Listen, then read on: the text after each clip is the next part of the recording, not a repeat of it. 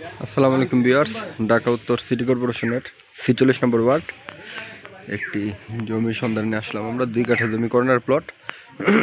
এক সাইড দিয়ে 10 ফিট রাস্তা, এই সাইড দিয়ে আরেক সাইড দিয়ে আপনার 8 ফিট রাস্তা।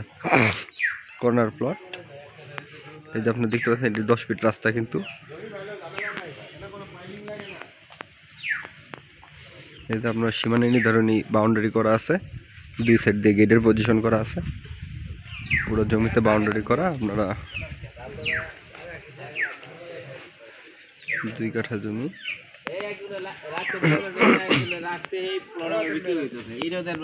পরে কত না এখন বর্তমানে গেটও করা আছে। 2 কাঠা জমি, আর এই রাস্তাটি ওই জমিতে যে শেষ।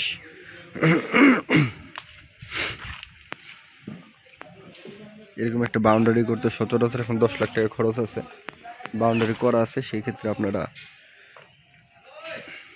দেখতে পারেন। আর আশেপাশের পরিবেশ আপনারা দেখতে পাচ্ছেন, খুবই নিরিবিলি আপনার গ্রাম এলাকার মধ্যে।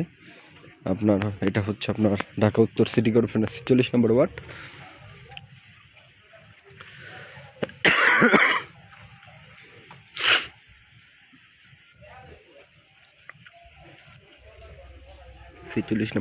আর এখানে ঘনবসতি অনেক। এটা হচ্ছে আপনার উজামপুর মৌজায় পড়ছে।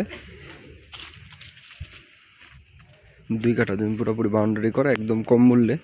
এই জমিটির আপনার প্যাকেজ মূল্য চাওয়া হচ্ছে আপনার 25 লক্ষ টাকা। বিকজ আবার বলতেছি, এই জমিটির প্যাকেজ মূল্য চাওয়া হচ্ছে 25 লক্ষ টাকা।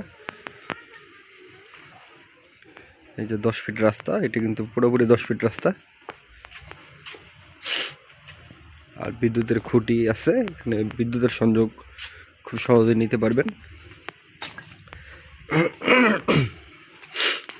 রাস্তা পুরোপুরি মোটামুটি ক্লিয়ার আছে।